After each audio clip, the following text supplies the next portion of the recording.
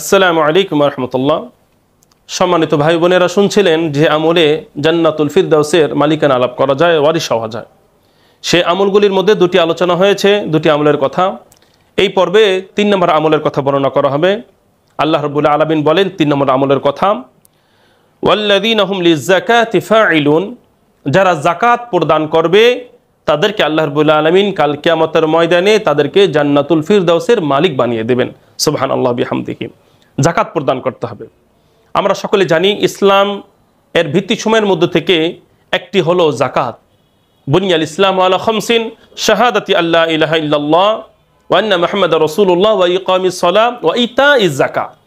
ঈমান নামাজের পরে 2 নম্বর স্তম্ভ হলো যাকাত প্রদান করা। যাকাত কার উপর ওয়াজিব হয় এগুলো আপনারা জানেন।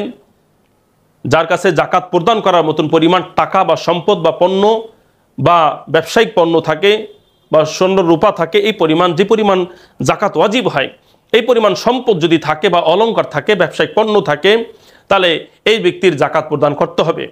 যাকাত এটা খুবই গুরুত্বপূর্ণ একটি বিষয়।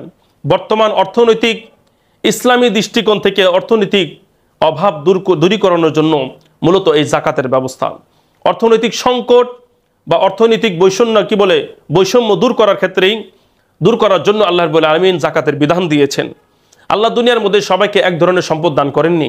কাউকে কোটিপতি বানিয়েছেন, কাউকে লক্ষপতি, কাউকে বানিয়েছেন একেবারে ফকির। এটা আল্লাহ তাআলার নীতি। যাকে ধনী বানিয়েছেন তার উপর যাকাত ফরজ করে দিয়েছেন। এজন্য বন্ধুরা আমার, যাকাত আদায় করা এটা শুধু জান্নাতুল ফিরদাউসে যাওয়ার লক্ষণ নয়, বরং আল্লাহ তাআলাকে সন্তুষ্টি করার উত্তম মাধ্যম হলো যাকাত। যাকাতের মাধ্যমে অন্তর পরিষ্কার হয়, যাকাতের মাধ্যমে সম্পদ পরিষ্কার হয়, সম্পদের মধ্যে বরকত হয়, হৃদয়ের মধ্যে প্রশান্তি আসে, আল্লাহ খুশি হন, রসুল খুশি হন, মুমিনরা বিভিন্ন অর্থনৈতিক উপকার পেয়ে থাকে। এই জন্য বন্ধুরা আমার, যাকাত যাদের উপর ওয়াজিব রয়েছে, আমরা কখনো যাকাত থেকে দূরে থাকার চেষ্টা করব না। যাকাত যেন না দেওয়া লাগে এমন ফন্দি বা কৌশল অবলম্বন করা যাবে না। কারণ বন্ধুরা আমার, যাকাত না দিয়ে আপনি জনগণকে ফাঁকি দিতে পারবেন, গরিবদেরকে ফাঁকি দিতে পারবেন, কিন্তু ওই আল্লাহ তাআলাকে ফাঁকি দিতে পারবেন না। এই জন্য বন্ধুরা আমার, যাকাত দিতে হবে। আপনারা সবাই জানেন এই যাকাতের ব্যাপারে আল্লাহ রাব্বুল আলামিন কোরআনে কত কথা বলেছেন। আল্লাহ রাব্বুল আলামিন কত সুন্দর করে এই যাকাতের গুরুত্ব সম্পর্কে বুঝিয়েছেন। আল্লাহ রাব্বুল আলামিন বলেন, ওয়া আকিমুস সালাতা ওয়া আতুজ যাকাত, তোমরা যাকাত প্রদান করো, নামাজ পড়ো, যাকাত দাও। যেখানেই নামাজের কথা সেখানেই যাকাতের কথা। খেয়াল করেন, যেখানেই নামাজের কথা সেখানেই যাকাতের কথা। সুতরাং নামাজকে আমরা অনেক গুরুত্ব দেই, কিন্তু যাকাতের ক্ষেত্রে আসলে আমরা কি হয়ে যাই? শিথিল হয়ে যাই। যাকাতের বিধানকে আমরা হালকা মনে করে ফেলি। একক তো নামাজ না পড়তে পারলে হৃদয়ের মধ্যে অনেকের অস্থিরতা শুরু হয়ে যায়, কিন্তু যাকাত বছরকে বছর আমরা যাকাত দিচ্ছি না, বিন্দু পরিমাণ অন্তরের মধ্যে অনুশোচনা বা কষ্ট আমাদের আসে না।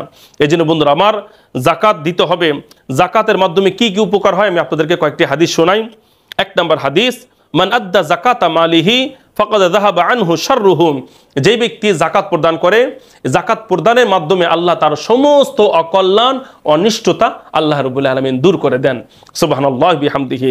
এই জন্য যাকাত যখন প্রদান করবেন, আপনার সম্পদের থেকে সম্পদ প্রদান করার মাধ্যমে আপনার যাবতীয় সব ধরনের আল্লাহ রাব্বুল আলামিন অনিষ্টতা আল্লাহ রাব্বুল আলামিন দূর করে দেবেন। যাবতীয় জাগতিক অনিষ্টতা অকল্যাণ আল্লাহ তাআলা দূর করে দেবেন। নাম্বার 2, আল্লাহ নবী বলেন, হাসিনু আমওয়ালাকুম বিযাকাত, তোমরা যাকাতের মাধ্যমে তোমাদের সম্পদকে সংরক্ষণ করো। অর্থাৎ অনেক সময় হয় না, দেখেন না, সম্পদ চুরি হয়ে যায়, বিভিন্ন সময় ঘটে। কারো সম্পদ, কারো স্বর্ণ চুরি হয়ে যায়, কারো টাকা চুরি হয়ে যায়। এগুলো কেন হয় জানেন? কারণ সম্পদের হক আদায় হয় না। এটা শুনতে অনেকের কষ্ট লাগলেও বাস্তব কথা। নবীজি বলেছেন, হাসিনু আমওয়ালাকুম, সম্পদকে সংরক্ষণ করো বিযাকাত, যাকাতের মাধ্যমে। অর্থাৎ আপনি যখন আপনার সম্পদের যাকাত ঠিকঠাক মতন আপনি একবারে পাই টু পাই আদায় করবেন, আপনার এই সম্পদ সংরক্ষণের দায়িত্ব আমার বোধ হয় আল্লাহ রাব্বুল আলামিন নিজেই সেটা দায়িত্ব নিয়ে নেবেন। নাম্বার 3, যাকাত প্রদান করার মাধ্যমে সম্পদ কমে না, বরং সম্পদ বাড়ে। অনেকে মনে করি সম্পদ কমে যায়। আল্লাহ রাব্বুল আলামিন বলেন, ইয়ামহাকুর রিবা ওয়া ইউরবিস সাদাকাত, রিবা এগুলো কি করে? রিবা খারাপ জিনিস, মন্দ জিনিস।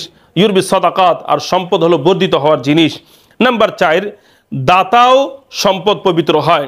আল্লাহ রাব্বুল আলামিন বলেন, খুদ মিন আমওয়ালিহিম সাদাকাতুন তুতাহিরুহুম ওয়া তুযাক্কিহিম বিহা ওয়াসাল্লি আলাইহিম, তোমরা যাকাত প্রদান করো জাকাত গ্রহণ করে আল্লাহ রাব্বুল আলামিন নবীকে বলছেন তুমি জাকাত তাদের থেকে জাকাত গ্রহণ করো তো তাহিরুহুম, কারণ এই জাকাতই জাকাত দাতাকে পবিত্র করে তুলবে, অত জাক্কিহিম বিহা, এবং তাদেরকে পরিশুদ্ধ করে তুলবে। এই জন্য বন্ধুরা আমার জাকাত প্রদান করতে হবে। জাকাত যদি প্রদান না করি, সেই জাকাত বা এই সম্পদ কাল কিয়ামতের ময়দানে বিষাক্ত সাপ হয়ে আপনাকে আমাকে দংশন করতে থাকবে। হাদিসের মধ্যে আছে, আবার কোরআনের মধ্যেও আছে। আল্লাহ রাব্বুল আলামিন বলেন ওয়াল্লাযীনা ইয়াকনিদুনা আয-যাহাবা ওয়াল ফিদ্দাতা ওয়ালা ইউনফিকুনাহা ফি সাবিলিল্লাহ ফাবাশশিরহুম বিআযাবিন আলীম ইয়াওমা ইউহমা আলাইহা ফি নারি জাহান্নাম। কত কঠিন একটা কথা। আল্লাহ বলেন যারা স্বর্ণ রূপা অর্থাৎ টাকা পয়সা যারা জমা করে রাখে, জাকাত প্রদান করে না, খরচ করে না, তুমি তাদেরকে, আল্লাহ তাআলা নবীকে বলছেন, তুমি তাদেরকে যন্ত্রণাদায়ক শাস্তির সুসংবাদ দিয়ে দাও। ইয়াউমা ইউহমা আলাইহা ফি নারি জাহান্নাম, এই সম্পদগুলি কাল কিয়ামতের ময়দানে জাহান্নামের মধ্যে কি করা হবে? উত্তক্ত করা হবে। এবং এইগুলো দিয়েই ফাতুকুয়া বিহা জিবাহুহুম ওয়া জুনুবুহুম ওয়া যুহুরুহুম, এই চোয়ালে, কপালে, পিঠের মধ্যে কি দেওয়া হবে? ছেঁকা দেওয়া হবে। এই জন্য বন্ধুরা আমার, জান্নাতুল ফিরদাউসে যদি যেতে চাই, জাহান্নামের আযাব থেকে যদি মুক্তি পেতে চাই, তাহলে আমাদের জাকাত বেশি বেশি দিতে হবে। জাকাত যতটুকু হয় ততটুকু অবশ্যই দিতে হবে। কোনো ধরনের কি বলা, জাকাত প্রদান করা থেকে নিজেকে বিরত রাখা যাবে না। আল্লাহ তাআলা আমাদের সকলকে তৌফিক দান করুক, আমিন। ওয়া মা তাওফিক ইল্লা বিল্লাহ।